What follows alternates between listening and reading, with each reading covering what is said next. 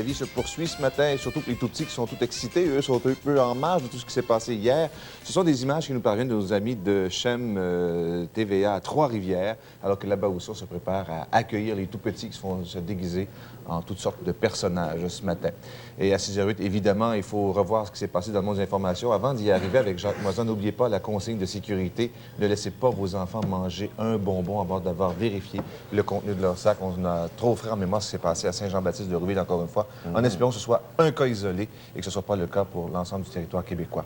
Bon, eh bien, Jacques, les résultats globaux et régionaux ce matin. Écoutez, résultat extrêmement serré, 50,6 pour le non et 49,4 pour le oui. Évidemment, victoire serrée comme celle-là, ce matin, l'heure est à la réconciliation. Évidemment, le Québec est divisé après un résultat comme celui-là. Alors, il faut rafistoler tout ça puis que tout le monde se mette au travail. On a parlé de maturité tantôt. Oui, le Québec est divisé en deux camps, polarisation, d'accord, mais j'ai pas l'impression que c'est encore déchiré. Non, mais il faut... c'est sur le fil, hein? C'est sur la ligne vraiment là, de démarcation. Alors, il faut vraiment éviter que le pire arrive. Alors, qu'on se donne la main et qu'on travaille pour relancer le Québec. Il en a grand besoin. Alors, vous savez, 50 000 voix de différence seulement entre le oui et le non. Et ce qui étonne dans tout ça, c'est le taux de participation au scrutin. 94 Je pense que c'est à peu près du jamais vu là, dans les pays occidentaux, à tout le moins, un tel taux de participation. Quand on pense, par exemple, que le président des États-Unis est élu parfois avec moins de 50 de participation au vote. Alors, on dit par ailleurs qu'il y a 86 364 bulletins qui ont été rejetés. Alors, ça, peut-être que ça aurait pesé lourd dans la balance, mais pour toutes sortes de raisons, ces bulletins-là ont été rejetés. Alors, si vous voulez, on va regarder par région maintenant les résultats. Alors, ça donne ceci. Pour la Côte-Nord, 63 pour le oui, 37 pour le non. Si on regarde maintenant la région suivante, le Bas-Saint-Laurent et la Gaspésie, de l'autre côté du fleuve, c'est 57,9 pour le oui, pas vraiment de surprise, 42 pour le non. Saguenay-Lac-Saint-Jean, maintenant, bien là non plus, c'est le château fort des souverainistes.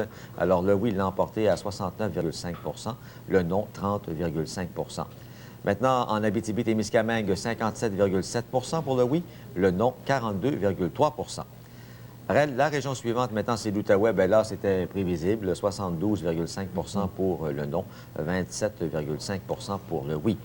Pour ce qui est de la région de Laval-Rive-Nord, c'est 57,2 pour le oui.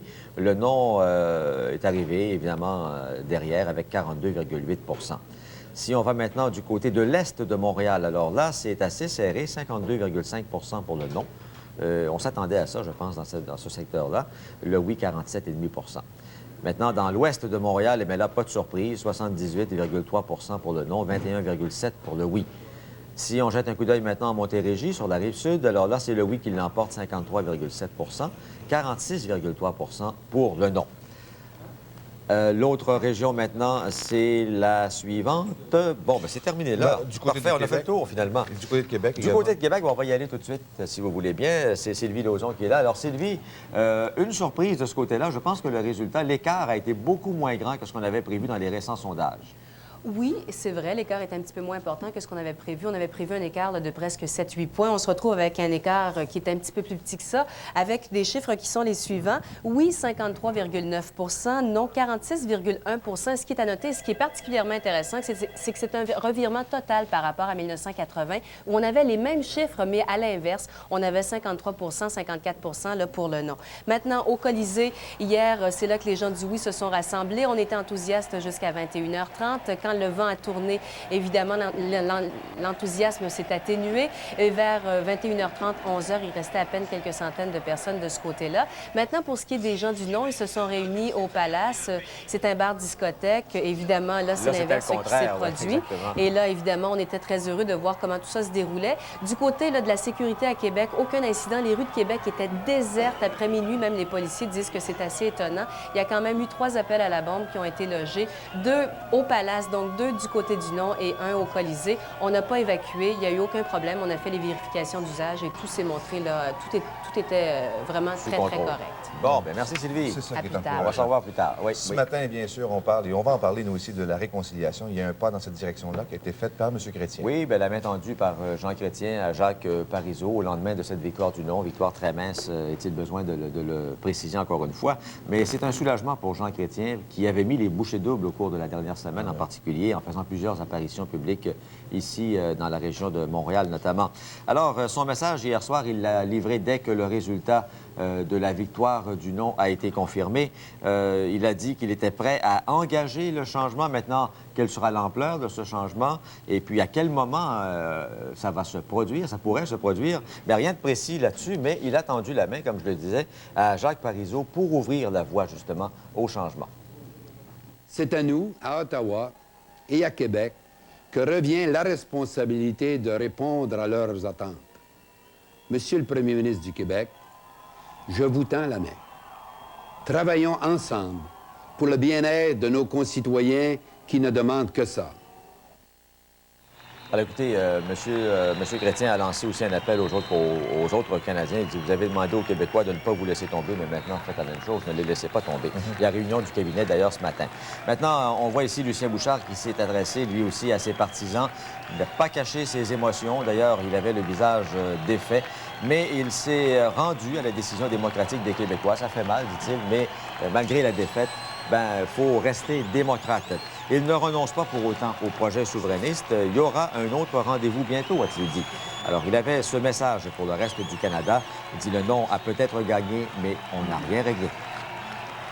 Le non l'emporte. Le non l'emporte. Toutefois, le problème canadien reste entier. Il se pose même ce soir de façon exacerbée.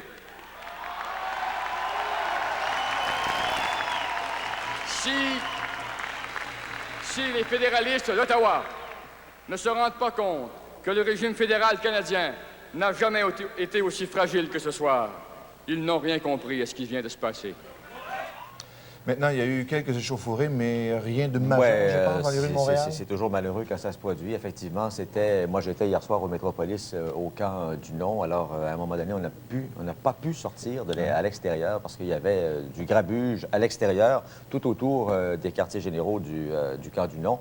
Alors, Gaétan Giroir, beaucoup d'activités dans ce secteur-là, une bonne partie de la nuit, mais la police n'a pas été prise de court cette fois-ci. Ils étaient organisés. Non, de toute évidence, la police avait planifié et s'était préparée au coup dur. Il y a eu, selon ce que l'on nous dit ce matin à 6 heures, environ 35 arrestations hier soir. Et ça a été ça la technique toute la soirée. Un cordon de policiers qui faisait toute la largeur de la rue Sainte-Catherine dans le secteur de Saint-Laurent parce que c'est là surtout qu'ont eu lieu les grabuges. Il y a eu, de petits incendies. On a incendié des drapeaux du Canada, des pancartes du non. Parce que, évidemment, c'était des partisans du oui pour la plupart qui manifestaient leur déception. Et il y a eu des voitures d'endommagées. Ceux qui avaient eu la mauvaise idée de stationner leur voiture rue Sainte-Catherine ont eu de mauvaises surprises au retour. Voyez celle-là. Et à un certain moment, on a dispersé cette foule vers 3h30 et les gens, sont retournés chez eux, noyer leur peine probablement.